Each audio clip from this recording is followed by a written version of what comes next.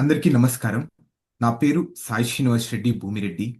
ఈరోజు ఆటా వాళ్ళు వెబినార్ అనేది హోస్ట్ చేస్తున్నారు. సో గత 2 రోజులుగా మనం ఈ కొత్త ప్రొక్లమేషన్ రావడం వల్ల కొంచెం చాలా కన్ఫ్యూజింగ్గా ఉండిపోవడం జరిగింది.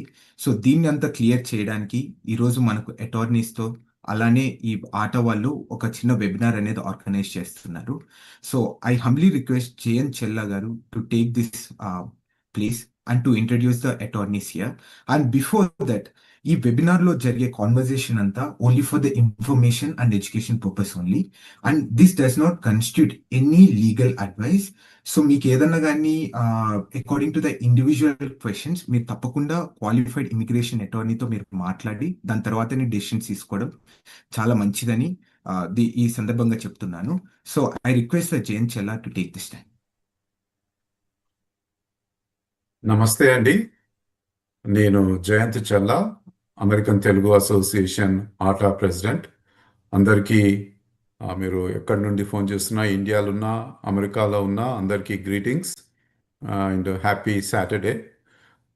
సో ఈరోజు మనకు I know yesterday evening President Trump has signed a legislation or a proclamation, on increasing the H1B fee and also on the prevailing wages, couple of things. So it's a very shocking, confusing, concerning issue. So ATA is a 35-year-old organization and it's always in the forefront of the community. So any issues that impact community, we are always there to address that, clarify that and help the community. So are they, in the same approach? Today we are conducting this webinar to answer and clarify any questions related to the proclamation that was signed by President Trump yesterday. So daniki manaku iddaru very popular attorneys unnaru. One is Santosh Somreddy. He is the founding partner of Somreddy Law Firm.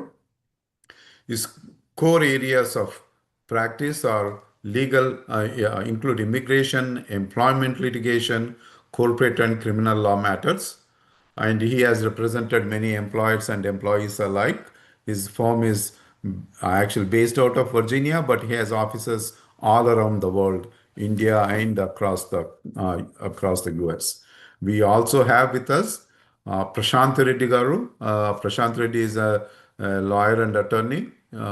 And from the law offices of Prashant Reddy. She is a University of Pennsylvania, very popular law school graduate.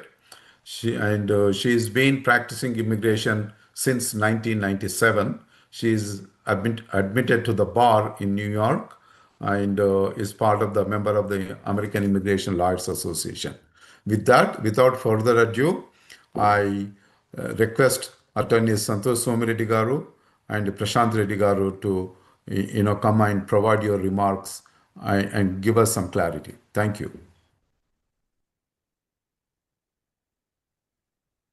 Can we? Namaskaram Andi. Thank you for the introduction, Jayanti Garu, and thank you ATA for arranging this session.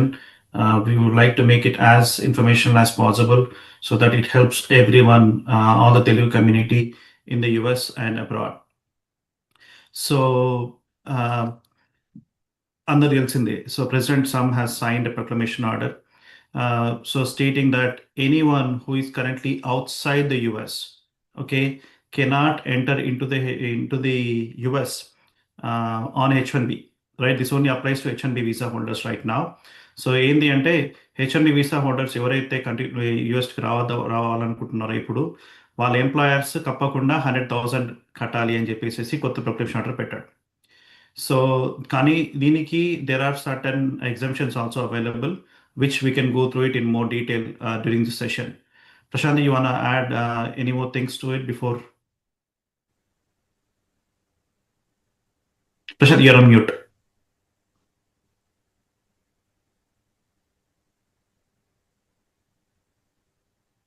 Okay, so ఈ proclamation order అయితే ఉందో it starts from tonight. ఈ రోజు midnight నుంచి start అవుతుంది and this is expected to last. Yeah, we can hear you now. You want to continue or should Yeah. So Okay. thanks, Santosh. Thank you, Arta. Thank you, Jay Garu, for inviting me at short notice. And hello, everyone. Yes, we've had yet another bombshell with reference to immigration law, in addition to other things. But right now, we're focusing on this. The proclamation, as Santosh rightly said, the 12:01 a.m. September 21st ki start outundi. It'll expire in 12 months. Just a few pointers I'm giving you. The proclamation targets entry of H1B workers into the US who are currently outside the US. And the basis that they're using is 212F, and we can discuss further as to what 212F is and on what basis they are trying to achieve this. Restriction, as Santosh rightly pointed out, is on entry. So entry of H1B workers who are presently not in the country. So that means it does not impact those who are presently in the country. But it could impact those who leave the country and try to re-enter. So if you are on a H1, you're traveling for business or for pleasure, and you are trying to come back, it's possible that it could impact. And that's a controversy there. And we will discuss further about that because there's a lot to discuss. And there's a lot of speculation on who it applies to. And that's, I think, one of the main reasons that there is speculation. USCIS shall not adjudicate any petitions unless they're accompanied by proof of this 100,000 fee. So that means if you want to come into the country, if you're outside and it's a new H1, then you have to pay 100,000 fee every year to come into the US. This fee can be collected by the Department of State or by CBP, and they'll give us further information as to how they're going to collect it, who's going to collect it, etc., etc. And as I said, extensions of stay will not be impacted, at least as of now, unless they decide to later on. So change of employer, so F1 to H1 will not be affected, H4 to H1 will not be affected. Amended petitions will not be affected, extensions will not be affected. And the other point that we have to notice that it's for a period of 1 year, but they're going to revisit it again in March of 2026. While Malli Tani revisit Cheshi, they will look into the pros and cons of it and see, what so far the advantages and disadvantages have been. And they may decide to either continue it or they may decide to remove it. So that's one thing to keep in mind. Incote entante, they want to make sure that people don't use B visas in order to come in and then file a change of status to a H1. So basically what they're trying to do is preventing new people from filing H1Bs.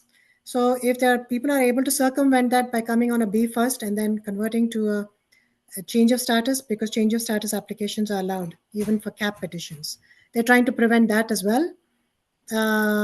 Also, what we saw in this particular proclamation is that the Secretary of State has been given instructions to initiate rulemaking to revise the prevailing wage levels. That means that they want to increase the prevailing wage levels. So those of you who may be happy that you're not affected because you're an F1 and you might have a better chance of getting picked in the cap because now, other people are not being picked, may not be so because the wages may increase. Yeah. So as Prashanti has mentioned, right? So right now, as it stands, it does not affect people who are currently in the US, right? This proclamation order by itself. But yes, they are thinking about raising the H1B wage levels. As of now, we don't have a pure direction on how they will be implementing this one or when they will be implementing the wage levels. But right now, what really matters is people being able, like the H1B visa holders being able to enter into the US. Ingote ante, in a few hours back, there's been a notification even on Fox News stating that it applies only to new visa holders, right? So అక్కడ కూడా confusion ఉంది. ఏంటి అంటే ఒకవేళ నిజంగా new visa holders అయితే then they could have just issued the proclamation order banning issuance of new visas, right? They should not have mentioned about entry. They could have just said, hey, we'll not be issuing any more new visas అని.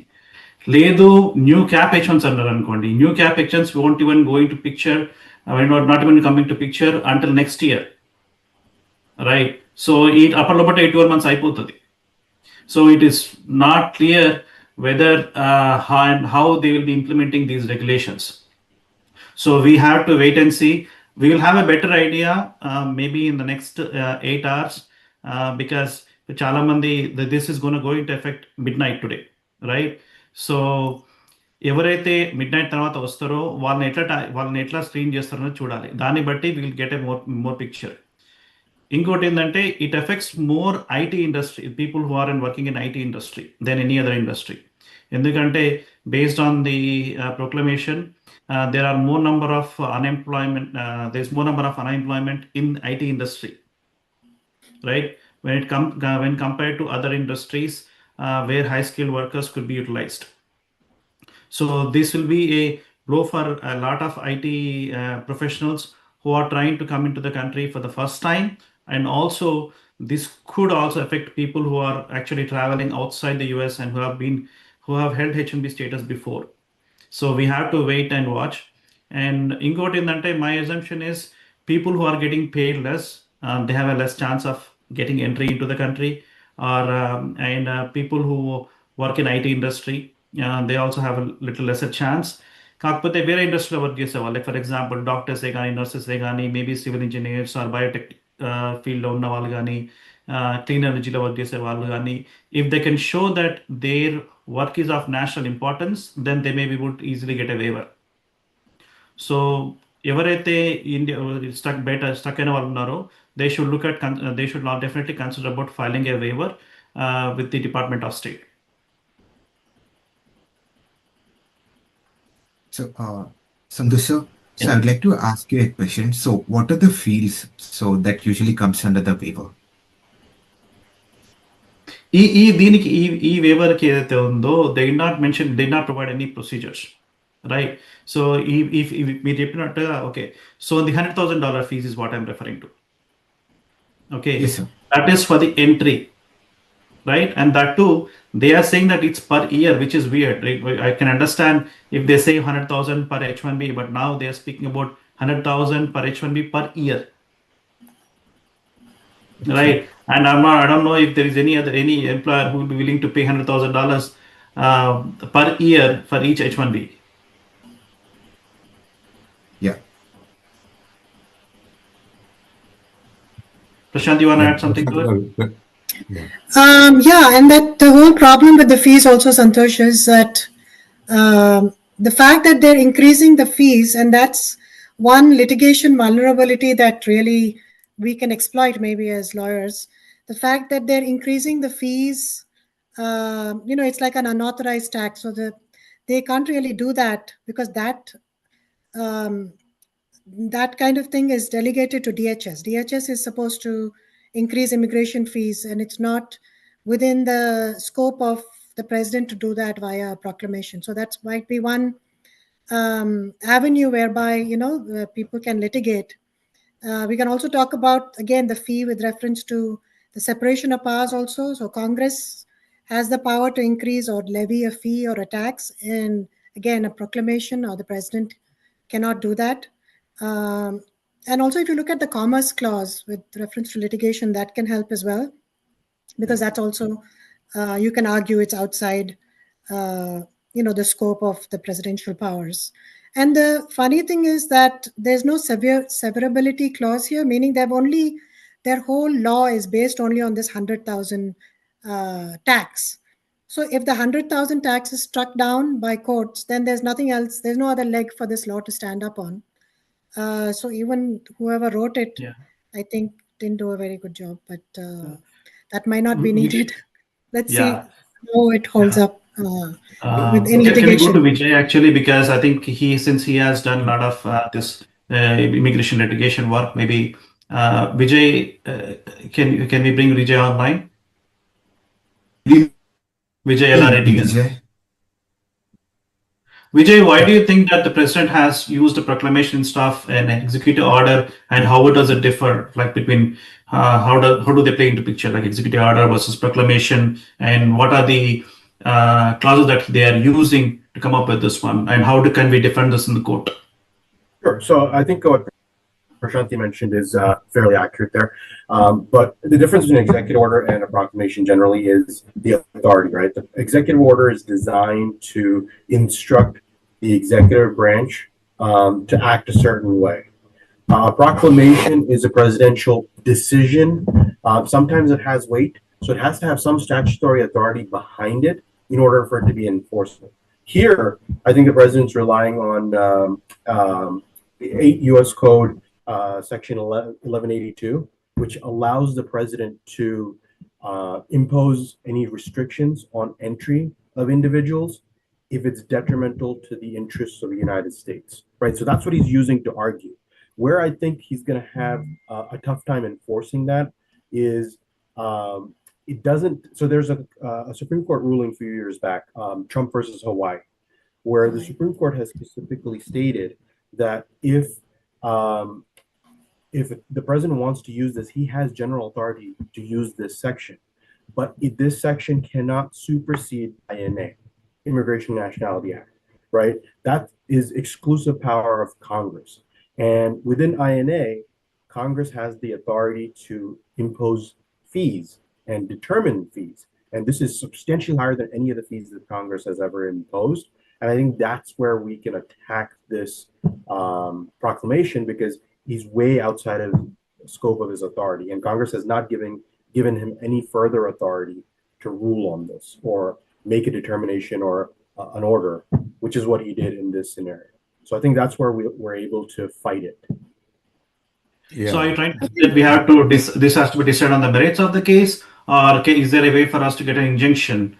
I'm sure there's going to be injunctions. I think we as a firm are also looking to file an injunction shortly, but I'm sure there's already ones in the works, and I haven't seen any filings go through today, but I anticipate by the end of the day today or tomorrow, they probably are. We just need, so it's going to go back to the birthright citizenship kind of case as well, where Supreme Court's probably going to say that you can't have a nationwide ban, but you could potentially have a class action lawsuit, right? So I think that may be the way this might go, or individually filed as well. So before, And also, Santosh, I was just, we were discussing an hour ago about all the earlier bans that he had and how they went through and what happened. So just to tell everyone, this is not the first time that he's had a travel ban. For those of you who remember, in January of 2017, he had the Muslim ban, and it was quickly, of course, it was challenged in court and then blocked at first. But then there was a revised Muslim ban in March of 2017. And then finally, as you were mentioning earlier, Trump versus Hawaii, the court held very narrowly 5-4 ruling that the president has broad immigration authority over immigration. So that was one time that he did it. And then in 2020, again, we saw this travel ban. They expanded the travel ban and added, a bunch of more countries, 6 more countries to it. And then they targeted immigrant visas. And then during COVID-19, they restricted entry from a lot of countries, China, Europe, Brazil, South Africa, India, etc. And they suspended many categories, especially including non-immigrant visa categories such as H, J, L, and they mainly cited labor concerns. But lucky for us, in January 2021, Biden issued a proclamation rescinding the Muslim ban as well as the travel bans. And, since COVID went away, those travel bans went away as well. And at that time, it was somewhat understandable because it was COVID and no one was traveling.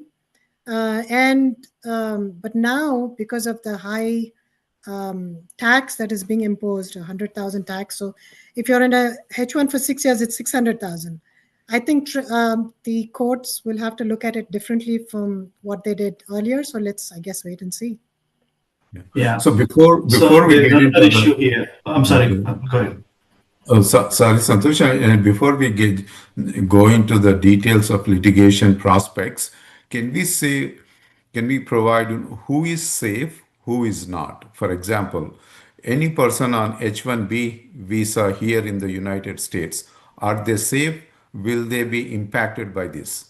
If anybody wants to adjudicate their visa from F1 to H1 or from some other visa to H1 in the US, are they impacted by this visa? Third, if somebody is in India on travel, but they are currently H1B holders, are they okay to come back, or do they need to pay fee? And the first time, obviously, it looks like first time somebody is coming to the country on H1B, they have to pay the fee. So can you just give us that clarification, please? Okay. So first thing ఏంటంటే people who are currently in the US and apply on H1B on H1B, they will be only affected by the fact that the H1B wages could go up, right? So when they're filing for an extension or an amendment, they may have to be getting paid higher wage compared to what they're getting right now. But it should not restrict them from applying for a change of employer or a change of status or filing for an amendment. So people who are currently in the US, they are say on the safer side, except for the fact that the H1B wages are going to go up. Okay. We're adding a second question key, people who are already in flight, right? అంటే వాళ్ళకి కొంచెం కష్టమయ్యే chance ఉంది because especially if they don't land before midnight today, it could be a challenge, right? I'm afraid that they may be put in deportation unless they can somehow show that they fall into one of these other categories which are of national interest, or if their employer is willing to pay 100,000. But again, this is something new and we don't know how they will be implementing this. We have to wait for another 8 hours to see what exactly is going to happen. Oh. So I guess, Santosh, to answer that question and to just expand on what you said, I think the controversy here is there's no controversy about whether people who are in the US on H1 are affected or not. We know that they're not affected. No controversy about that, except for the wages, as you said, and we'll see how that plays out. But there is and there is no controversy about whether when a person is on H1, never been on a H1 before, is in India presently, for example, and wants to file a new H1 through the CAP, will they be affected or not? Yes, they will be affected. That is also no controversy about that. The only issue that we are not sure about is if a person is visiting the US, number one, is visiting the US and wants to go back and is traveling back after, visiting, and they did not go for a visa or stamping or anything, will they be allowed to come back or will they have to pay the 100,000? So there's a huge controversy about this because it's not been written well, the proclamation. It talks about entry, talks about 214F, which is basically a travel ban. A travel ban then will apply to everyone, right? It does not carve out an exception for people who have left the country and are visiting and coming back. Maybe there will be an exception carved out and there'll be more explanation about whether these people are included in this proclamation. But as of now, we are speculating that most probably they are included based on how the proclamation is presently written. And also there is, the proclamation talks about prospective employers. So when we say prospective employers, some people might think that prospective employers are only those employers who are filing H1 for the first time. That is not necessarily true. Even in a case of an extension, it is still a prospective employer. Could be because you're filing a H1 based on new terms and conditions that will be applicable to that employee for the coming 3 years or the 1 year or whatever time you're filing the H1 for. So in that situation, even that person can be called, that employer can be called a prospective employer. So any H1B employer is called a prospective employer. So that's why we're wondering whether it's, applicable to people who are outside the country and just visiting, or who it's applicable to, right? So this is something that we are still trying to get further clarification on. Santosh, you want to add to that? Yeah, especially we may have, but like I think we may have to monitor people who are entering through Doha, through Abu Dhabi, right?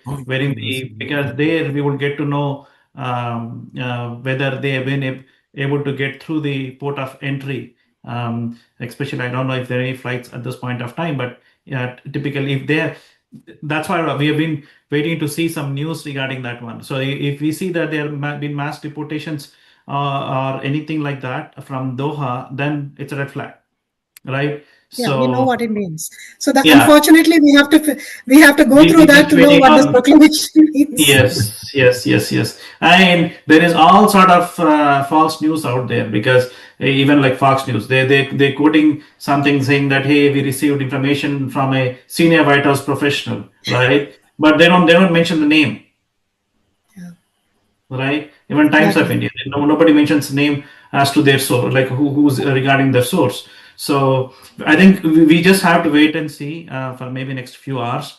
Yeah. And if anyone knows of one of their friends or family members who are traveling through Doha, then please update us so that we'll know better. We'll have a better idea as to who is getting affected and when.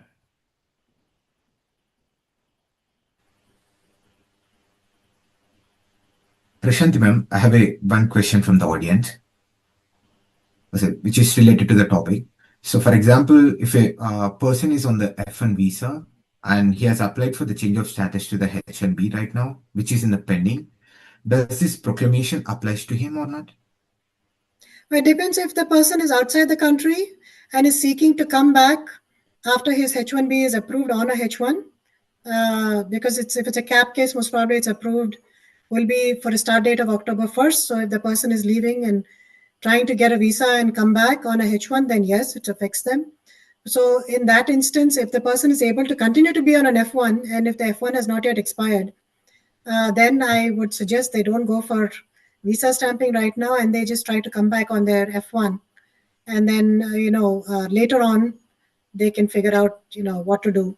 Either file a change of status again or, go for a visa later on once the dust settles. So it really depends on whether they're in the country or outside the country and whether they're continuing to be on F1 status and if they have a valid F1 visa or not.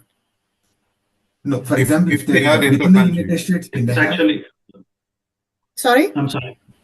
If they are If in they the are country, within the- So if they're in the country, it should not affect the proclamation. It will not affect them. It will not affect people who are in the country. It only affects you if you're outside the country. And if you're on F1 outside the country, again, it doesn't affect you. It only affects people who are coming in on a H1. Yeah. So and what about the L1 visas? Does this apply Sorry? to them? L1 visas? Sorry. F1 visas, yes. It doesn't affect F1 visas or getting an F1 visa. It only affects getting a H1B visa at this point in time. Okay. So if the person has actually filed for a change of status, I'm assuming that they are presently in the US, in that case, the proclamation should not affect them. But if they want to go for stamping, then yes. Okay. Yeah, Sorry, were you asking about L1 visas? Santosh, Yes, sir. I think we have more than 1,000, 2,000 questions. We I should think go quickly and do rapid fire. Okay. Let's do rapid fire. Okay. So it does not affect L1 visa holders as of now. Okay. So can we take the question from the audience, sir?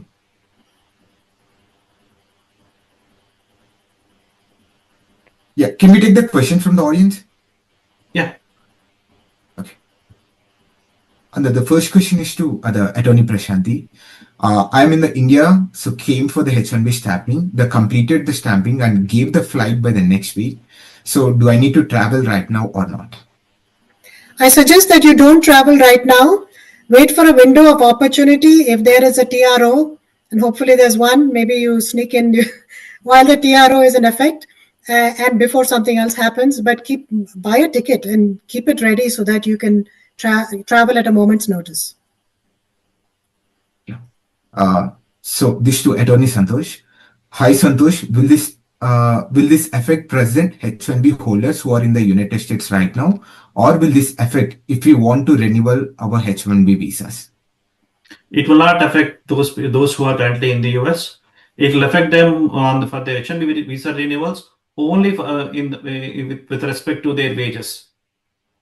Right? It will not have it's not like their case will be denied. It's only that they have to get paid a little more higher wage.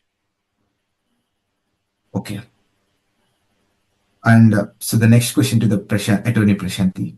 And so I have a valid visa expiring in the month November 2026. I have a travel plan to India in another 6 weeks, planning to stay in India for 10 days and return to the United States. So will this impact me to pay 100K? Kindly advise. Yes, it might. My strong suggestion, until we know for sure, do not travel. Okay. And so to the Attorney Vijay. Yes. And is there any possibility and so where the corporation is going to file a case on this issue right now? Yeah, I think there certainly is. So I anticipate a lot of the corporations, the bigger ones have 5,000, 6,000, or 10,000 employees that are on H1. They certainly are going to be filing something, and we're also looking to find a plaintiff to file that. So if you know of anyone that's been denied because of this, let us know, and we'll be happy to look into it and see if we can file it. As Prashanti has just mentioned, we anticipate a TRO probably coming in the next few days. So if not that, feel free to reach out to us and we'll work on filing that for you. And can I know who has the standing in this case? Like, for example, is the H1B holders or the corporate? I think, without looking further into it, I think both parties would have standing, because obviously this would affect the employers as they're not able to bring those employees here. And certainly the employees are going to be harmed, right? So there's certainly a party that does have standing. Okay, thank you. And to the Attorney Santosh, how does this affect physicians? We are the physicians working in underserved area as a waiver. Yeah. So, but I want to know how I don't think it affects them. I don't think it affects them.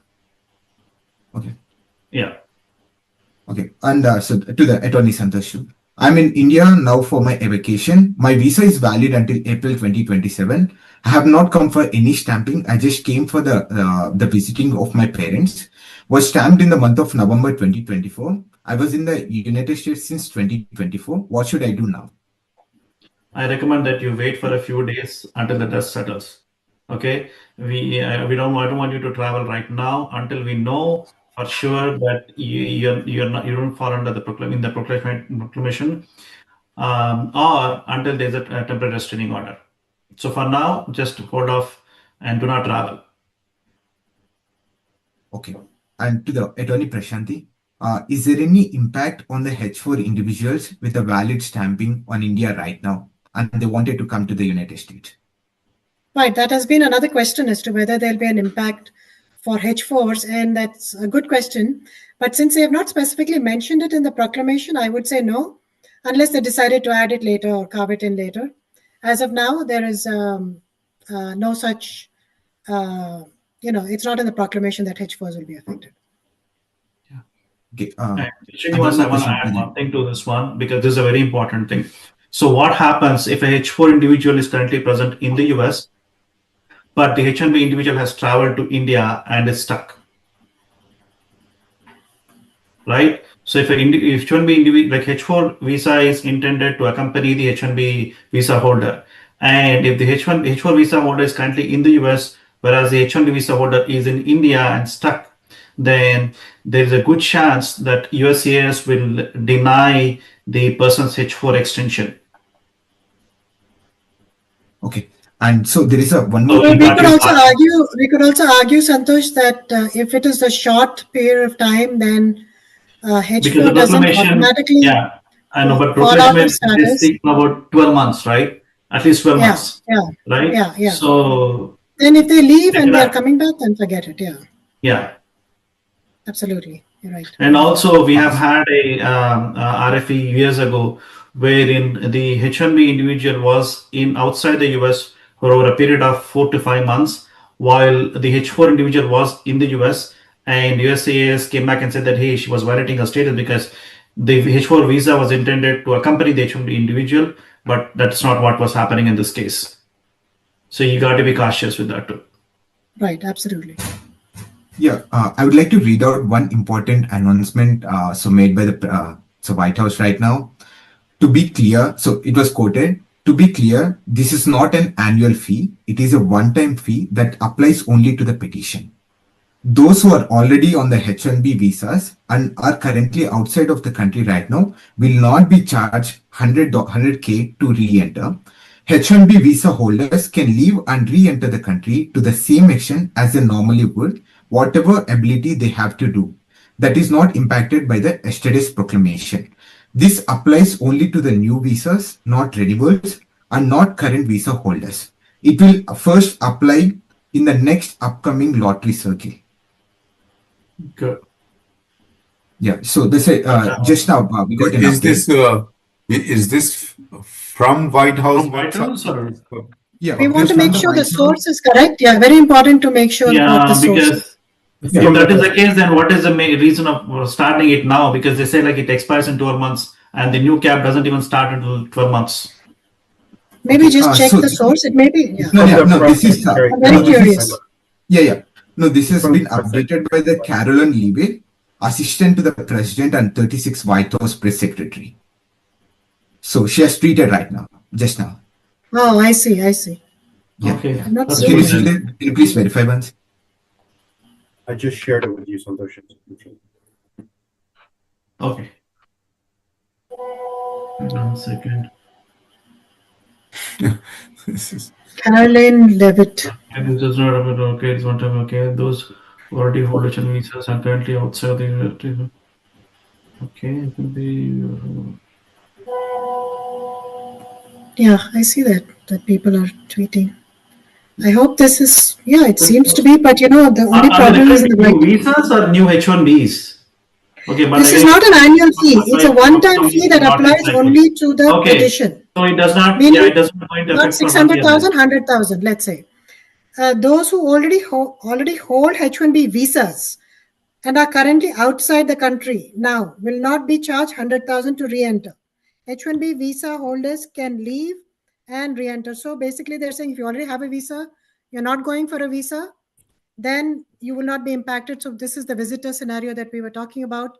If you come for a visit to visit your family or whatever, and you're going back, you already have a visa, you're not applying for a new visa, then you will not be impacted. This is good news if this is correct. I still take is this everything a at a credible pinch of result? salt because Also, there's it so much says news that coming. it does not apply to renewals and not current visa holders. So if somebody had H1B visa before, and if they're going for stamping again, it doesn't apply to them. So it says that it applies in the next cap cycle only. So, so is this the trusted source? Yeah. Yeah, this is from So can you please to the confirm? president. So Only to yeah, new it's a trusted visas, source. not renewals and not current visa holders. Yeah. Yeah. So and it does not go into effect until next year. well. Because Well, But then how what does does it this- mean by 21st? What is September 21st then? yeah. So So how? September 20, okay, so I'm sorry, go ahead. No. I just want to say these tweets, how legitimate they are. Not legitimacy in terms of I want to wait and implementation, see. right? Yeah. Right. Will this supersede what was signed by the president? This tweet is not a law, is not an order signed by the president, right? So are they going to have more clarification within the proclamation order, or this tweet by itself, So I guess, has no authority? I think, Jay, the proclamation was not written very clearly. I think this is what they might have meant all along, but they didn't write it clearly. And now they're just clarifying as to what they actually meant. Okay, good. And from a litigation perspective, I think it certainly can be persuasive for us to use it in court if we have to, because it's coming directly from the press secretary. Yeah. Good point. Because it shows If the that is the intent. case, then I don't think we have to worry about any of this proclamation order because it doesn't come into picture until next cap. I mean, we have to worry for next year, but And, immediately we may not and who have knows, to. maybe the market will improve by then and we will not be in the situation. Or maybe But- somebody will file a court case. You guys will file a court case and we'll be successful in. Yeah. But I don't think we'll have a standing at this point of time, right? Because this doesn't go into effect anyways. No, So we may not be able to file Well, anything. you might have a standard for those people who want to file in the future because they have to. I mean, you can argue, right, that it will affect because I am filing it in March. March is 6 months away. Yeah. Aren't you sure that there'll be an effect because you intend to file? You have a job already, and you know. just might But not be there's able to another get. issue here, Prashanti. So for example, they are saying that this is going to expire by end of next year. Next year, September 21st. Right. Right. So people, the H1B is going to kick in from October 1st.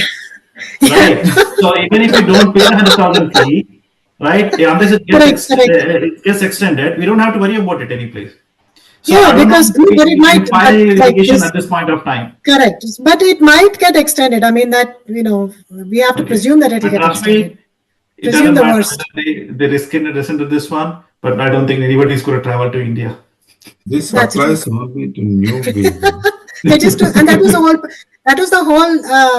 I think that's what they wanted to achieve. They caused confusion and panic, and that's what they have succeeded in achieving. So it's interesting then that so visas. So if you're going to apply for an extension of your visa, just to reiterate, for those of you who didn't understand our discussion, I think if you're going let's to apply for an continue. extension, does it apply? Yeah, go ahead, please. Knowing what we know, I think Sai, please go through the questions and let's continue this. And then when attorneys are answering the questions, they will have this in the back of their mind. Yeah, for sure. And so the next question to the attorney Prashanti. I'm in the US holding H1B visa for the past 8 years, and the company is planning to file my renewal this month. So kindly confirm if this fees of the 100K still applies. It doesn't apply to you because it doesn't apply to people who are in the country. Okay. So can we travel to the different countries other than India on the H1B? Well, right now it seems that you can because it only applies to people who are applying for a H1 for the first time and have not applied before and who are outside the country. So if you're already on a H1, then it doesn't apply to you. Based on this tweet, I have to add that caveat. Yeah. And so Attorney Santosh, does this proclamation apply to all the H1Bs? How does this affect the capped versus cap exempt H1Bs? Okay. This does not apply to any person who is currently on H1B, right? It only applies to future H1Bs. Okay. Right? It doesn't matter whether if somebody's on cap or cap exempt H1B right now, it doesn't apply to them. It will only apply for H1B petitions that will be filing starting next year, based on the suite. Yeah. Does this apply to the non-profit H1Bs too? Everybody. Everybody. Okay. When it goes into effect, it could apply to everyone unless they can show that their position is qualifies for national interest waiver. Okay. So right now I'm in India and my visa appointment is on the September 20th. Based on this one, they don't have any issues. Okay. No. So please, I'm in India right now. My visa appointment is on the September 23rd. I have an approved petition when I was in the USA. Should I show the 100K payment proof during my interview? No. Okay. You don't need to. So only for cases that will be filed in future, that will be filed after April 2026, and that too under cap will be subject to this. Okay. So can you please explain me what is the exact impact on the companies for the H1B extensions or transfers and impact on the H1B holders of traveling H1B holders for stamping? Okay. Yeah, so how the company is going to affect it? Well, the only effect would be that they will have to pay higher wages now in order to hire these H1B workers, right? Other than that, none of this proclamation order would not apply to those who are already on H1B visas, right? Okay. But in future, the companies will have to shell out more money in order to be able to hire a H1B worker, because then they'll have to pay $100,000 extra for every H1B they are planning to bring in. So there is another issue here. Prashanti, do you think they would ask for 100,000 because they're saying 100,000 once, right? Not every year. So is it like the cap, the employer who is filing a cap petition has to pay the 100,000 and then the next employers don't have to do anything, or what do you think? How do you think? That's what it looks like. Maybe every 3-year term. So every time each term, maybe you pay 100,000. Or I don't know whether it will be every 3 years or it will be for just one time for 6 years, because there is definitely inconsistency in this tweet versus what they're saying now and what they said in the White House video, right? Yeah, Which was it's like widely every year, right? shown, because they said in that video that it'll be 300,000, means 100,000 every year. They clearly said that, and so now they're basically backtracking, because there's nothing really that's in writing to say whether they were, what they said then is correct or what they're saying now is correct. I mean, I'm happy with this, of course, don't get me wrong, but I'm just saying there seems to be a lot of confusion in or backtracking based on the reactions that they're getting with reference to what they intend to do now versus what they intended to do earlier, is what I feel. Or it could be just like, I don't know, difficult to explain, but yeah, I feel there is inconsistency in this tweet and what they said earlier, and also in what is written. Okay. I don't know And why so they the mentioned that this initial proclamation will end at the end of 1 year.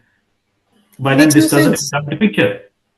Yeah, but then why even have the proclamation for the 12 Yeah. months? How is it useful for this 12 months? Yeah. It is not useful unless they extend it. So how are they?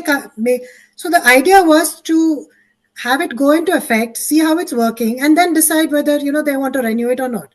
But there is no chance of it going into effect, because they're pretty much saying we're going to decide whether it goes into effect or not after 12 months, even before it goes into effect. Yeah. So I don't know. And That's the why I'm question to the saying we attorney need to wait to see. We need to wait, I think, to see what all this actually means, and not jump to any conclusions. And also, if somebody is planning to file for an extension, please do it ASAP before the wage levels goes up.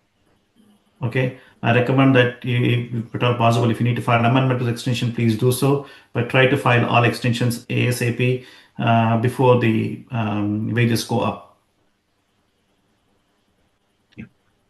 And so a question to the attorney, Santosh. So my H1B is still on the pending. So can I go for the premium processing right now? Yeah, they can go for premium processing. This proclamation has no effect on their case.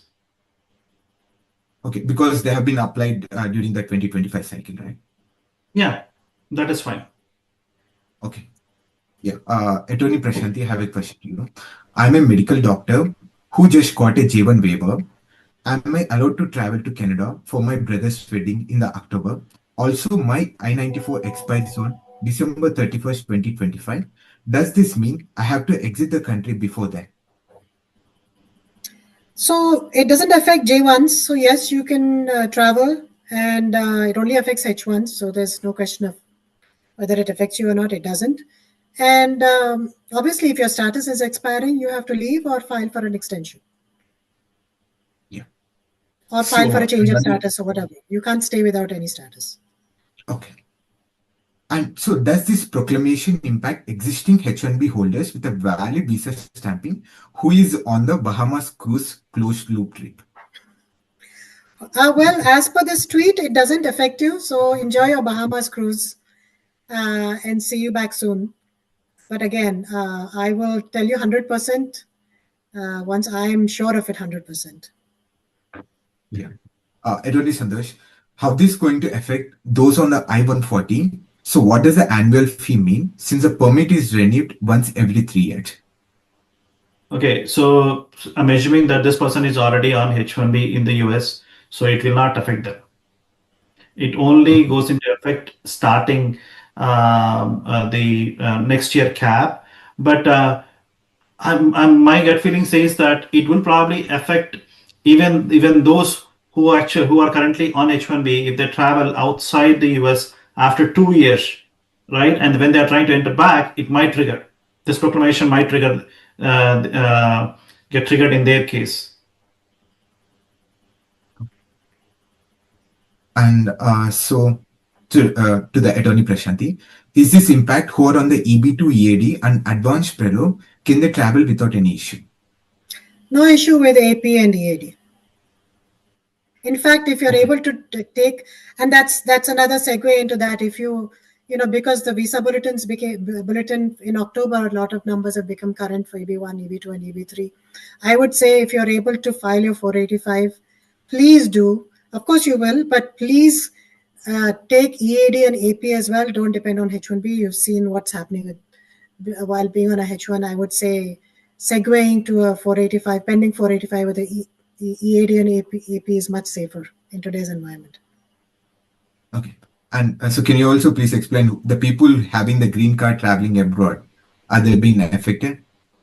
No. I mean, there have been some instances where green card holders have been stopped, but for political reasons, they have been. And another reason is if they've spent too much time outside the country and they're not able to show that they're maintaining residence in the US, then yes, they've been stopped in some instances. But other than that, I don't see an issue with permanent residents traveling. And certainly this proclamation doesn't affect it in any way. Okay. And Attorney Santosh, how does this new rule impact the folks who go to the India for stamping, assuming that they've already got their I-979A when they're in the United States? So it will not affect them. Those who already have H1B approvals, it will not affect them. Okay.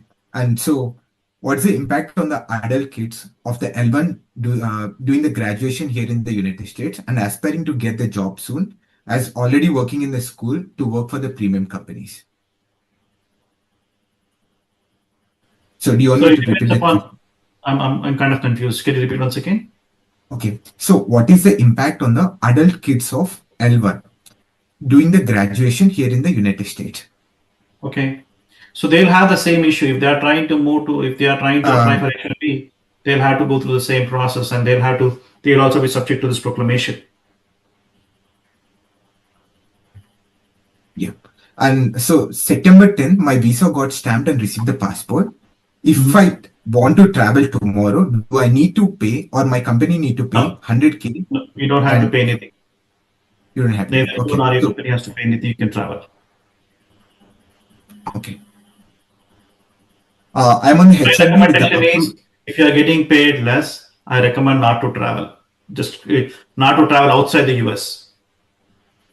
Right? Because now with all this going on, we never know. Maybe there's a CBP officer who would just stop people who are getting paid less and then restrict them from entering into the US. So it's better to avoid travel outside the US as much as possible. Okay. And so I'm on the H1B with the approved I-797, was planning to travel to in India for visa stamping along with my wife, HO, who is on HO. Due to this new rule, will the spouse can travel and get her visa stamped and returned back? Okay, so the spouse who's on H4 wants to travel and get a visa stamping, right? Yeah. Well, it is possible, but there have been situations wherein the visa officer would ask the H1B visa holder also to attend the visa interview. So they got to be prepared for that. Okay. And Attorney Prashanti, and our H1B visa remains valid until 2028. We have booked our tickets to in India for a 1-month vacation in the month of November and require a visa stamp. Is it safe to travel? It is safe to travel as per, again, this tweet, but I'm seeing a lot of messages which say that the tweet she's amended, the press secretary has pretty much amended the proclamation, and is she allowed to do that? So I don't know. With this present administration, everything is a mess. So I would again wait and see. But as per the tweet, you can, because it clearly says, as per the press release, that you can travel. So that person should be able to travel without any issues. Okay, I'm in India on the vacation. I hold a stamped visa till November 8th. Can I re-enter with my stamped visa today? Yeah, because it's not yet November 8th. So the visa is valid as long as, the date is valid. So you can enter the country. The visa, remember, doesn't give you status. It's when you enter, it's the I-797 and the I-94 that gives you status when you enter into the US. So the visa can be used for the date that it's up to. Yeah, and so to the Attorney Santosh, how about having an approved H1B valid until 2027 December and need to go for stamping? So can I do it right now? Yeah, they can go for stamping now, but I recommend avoiding travel as much as possible. So if you don't have to travel, then don't travel. but there is no restriction. Like this proclamation does not restrict you from going for visa stamping. Okay. And my H1B stamping has been completed. I'm planning to travel on September 25th. I opted for the consular process and I have 7 years of an experience with the same company on H4 EAD. Can you please let me know, is 100K fees applied to this scenario? No, it doesn't apply. It Okay, does it not doesn't go apply to H4 EAD, right? It does not go into picture. It doesn't apply for H4 EADs, or it doesn't go into picture until next year cap. Okay. So, no, does this apply to the H4 EAD, who have No, it been doesn't doing the apply. job? It does not It apply for doesn't H4 apply. EADs. No. Okay. And I have my visa stamping, which is valid until April 2027. I'm planning to travel to India in the month of January 2026. Please suggest if the 100K fee still applies. No, it will not apply to them. Okay.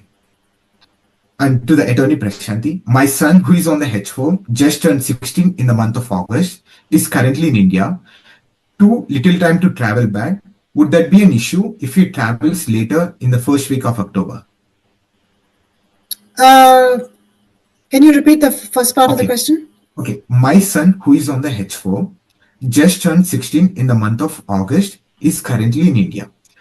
Too little time to travel. Would it be that issue if he travels later in the first week of October?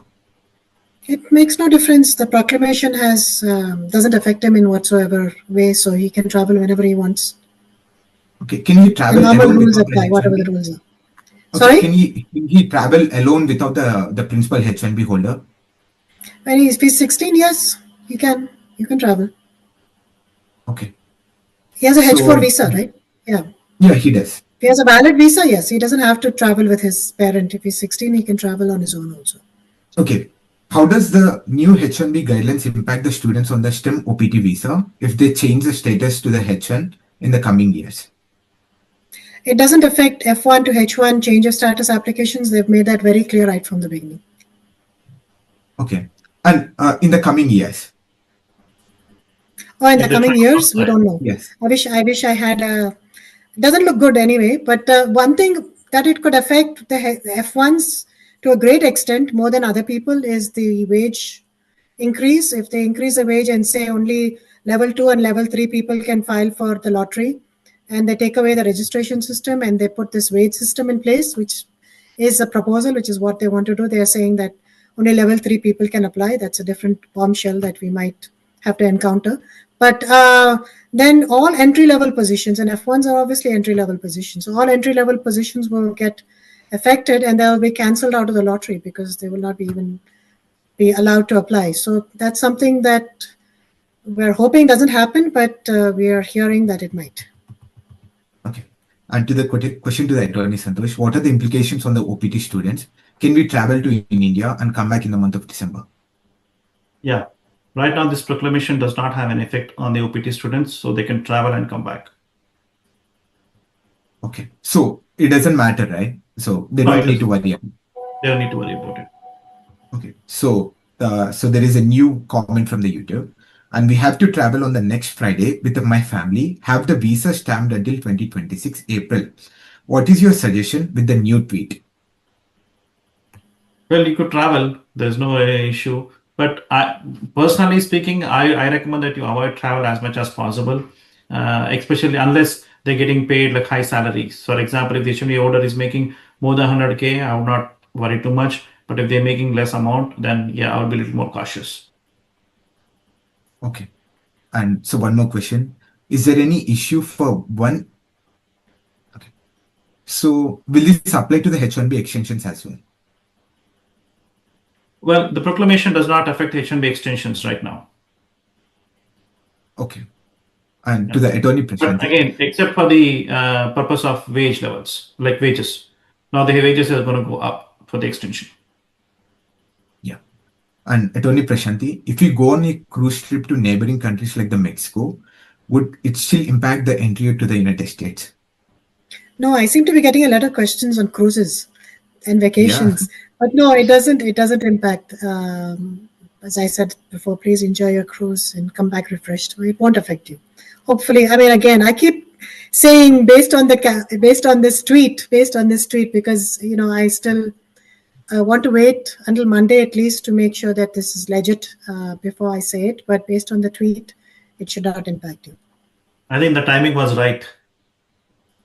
Yeah, just when we were having this Right. conference, they decided. I Yeah, think maybe she was you watching the given completely conference different answers now, and right? and decided to Answers would have been clarify, which completely is good. different. Thank you. Yeah. Yes. I don't know who looked at this tweet, but thank you.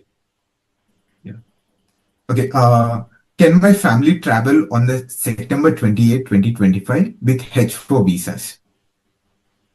Yes, Can you H4 do visa is not affected by the proclamation unless, it is somehow intertwined with the H1, like Santosh said earlier.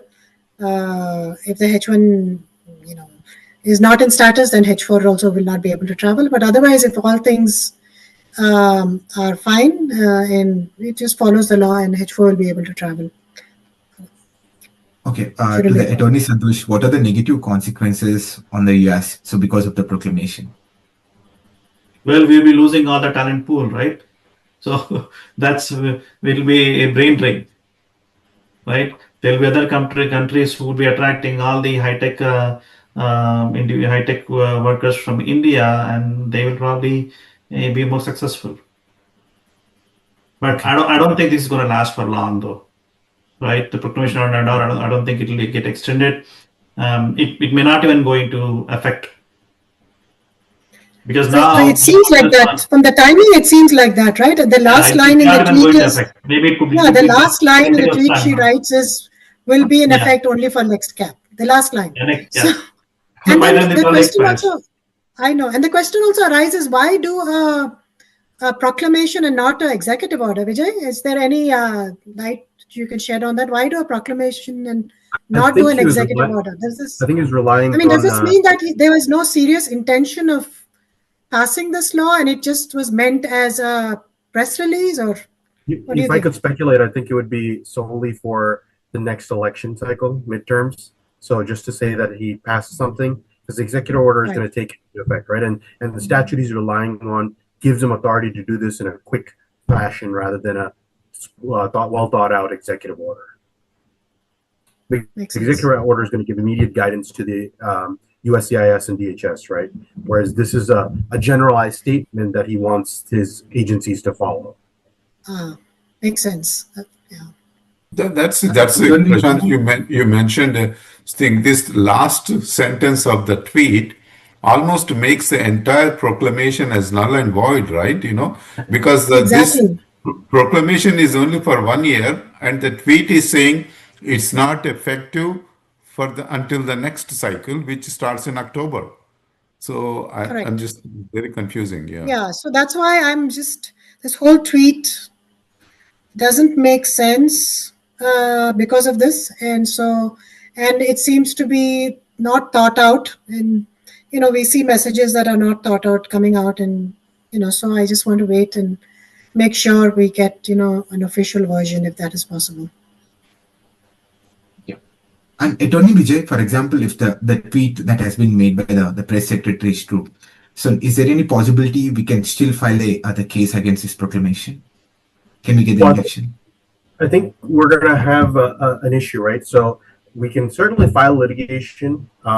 Whether we're going to have standing or not is going to be the question, which I know Prashanti had mentioned. Potentially, if you're going to be filing next year, you can say, hey, it's going to affect me next year. Let me file it now.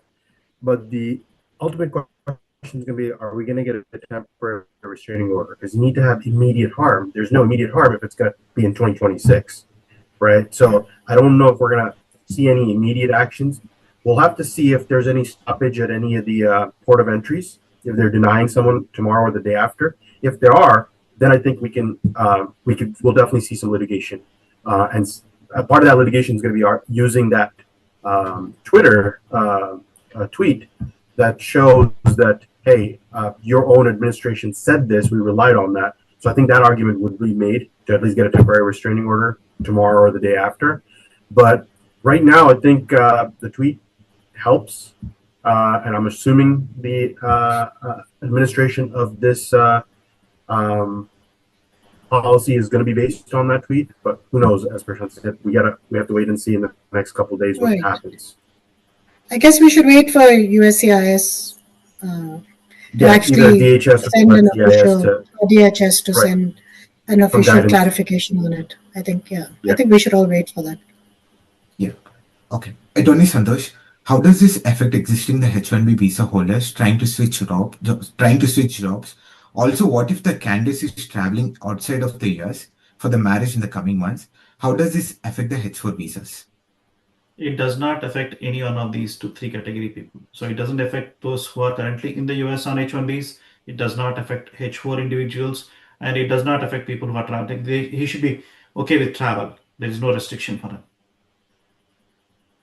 Okay. And one more question. I'm currently in India and traveling to the United States on September 21st, 2025.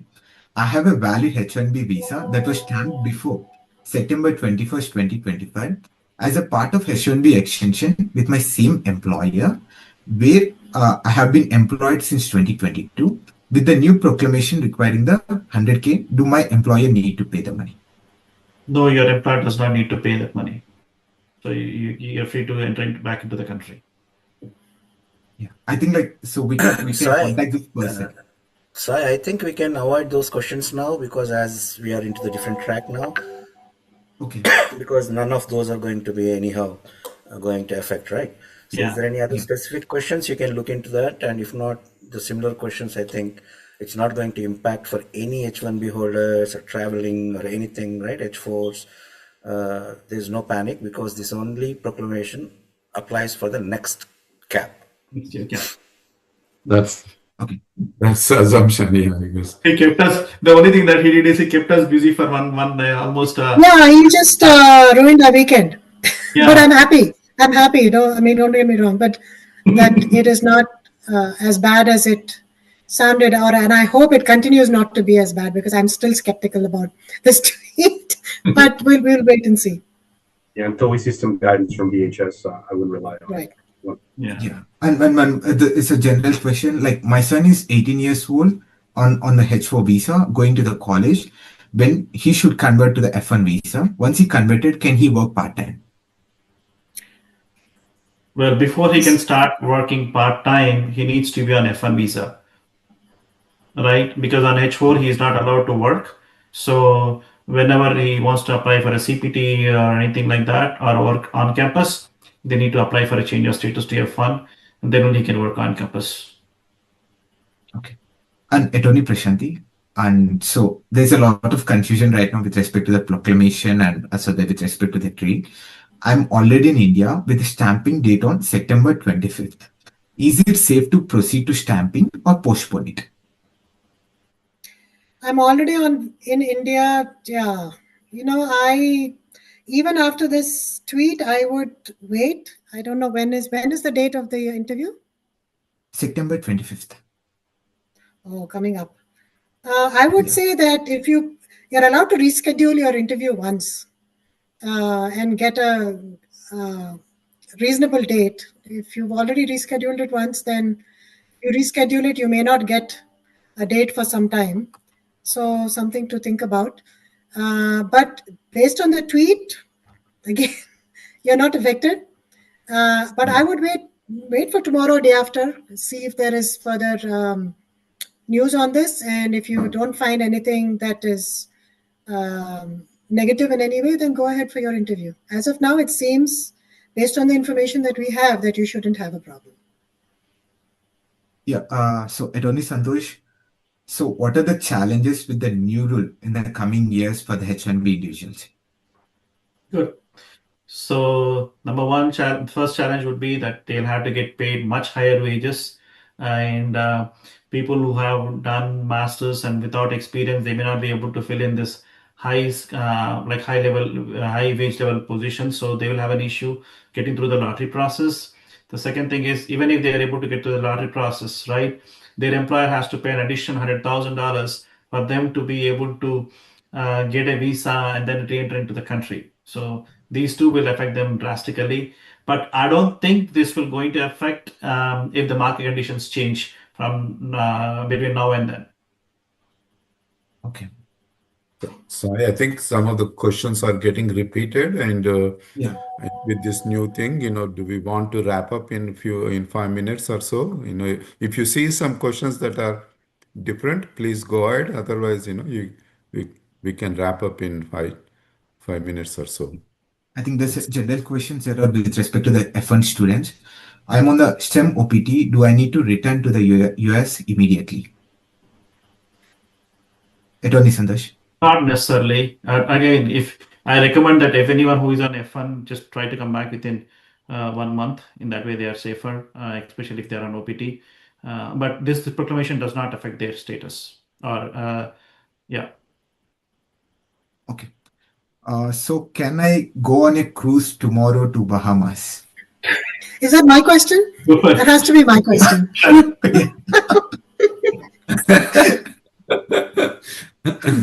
Santosh, I think we should take a cruise now.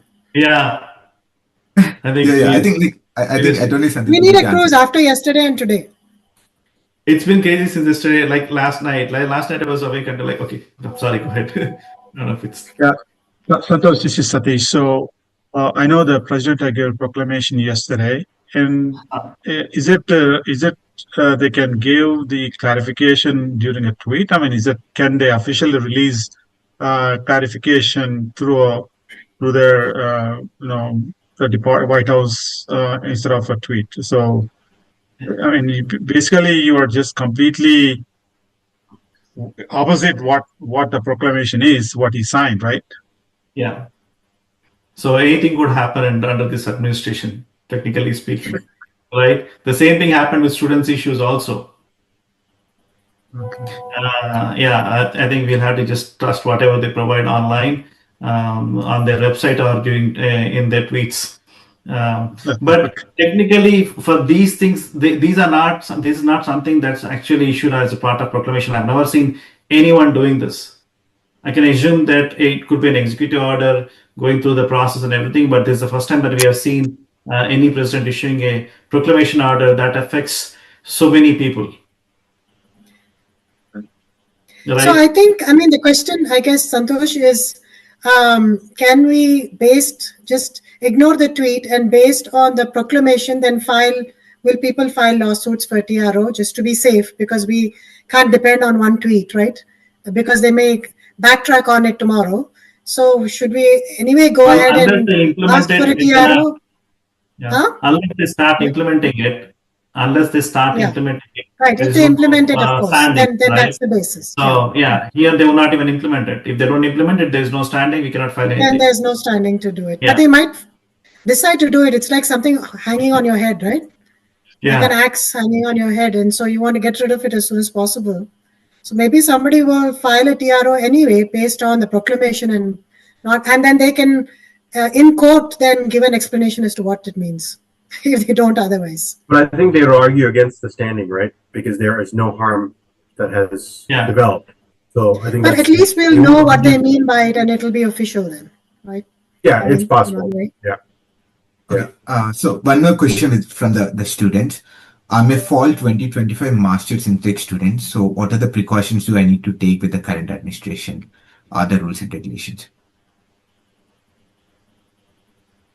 Is this for me? Is that for me or Santosh? Santosh. Sorry. Okay. So first thing, just make sure you don't drop off your courses. Try to maintain your service. Do not work without authorization. Do not get involved in any activities, right? Any criminal activities, and just complete your course and then apply for OPT. But definitely, yes, if this proclamation stands as is, then it could have an impact on you being able to get a H1B in future, right? Not only this, once the new F1 regulations go into effect, yes, it'll probably have enough, like you may have to file multiple extensions of your status, and then also you may not be able to enroll into second master's program in case if you don't go through, if your case doesn't get picked up in lottery. Okay. And so we're going to take last two more questions. So to Attorney Prashanti, I was on the H1B. I have been laid off, changed to B2, which has been approved. Can I change back to the H1B? Will this new rule apply to me when I'm in the United States? No, you've previously been on a H1 and you're in the US, so it doesn't apply to you. You can file for a change of status from a B2 to H1 once you get a job. Okay, his B2 has been approved. Yeah, so you can file for a change of status from an approved B2 to a H1 once you get a job. Okay. Attorney Vijay, so the last question to you. What can we expect after the 12-month period? Well, I think it depends if they extend it, right? If they don't extend it, from what I hear from the two immigration attorneys we have here, no harm, no foul. But if they do extend it, I think there's going to be quite a bit of litigation to challenge it. Temporary restraining orders immediately, and then soon after, potentially on the merits of the case. Yeah. So these are all the questions we have. Like, so can we have the ending note from Attorney Santosh first? Well, first of all, I'd like to thank Prashanti and Vijay for joining this seminar, and ATA team, Jayant Garu, Satish Garu, Anil Garu, for arranging this session. And Sai, you did a good job on this. Thank you, ATA, for arranging this session. And Attorney Prashanti.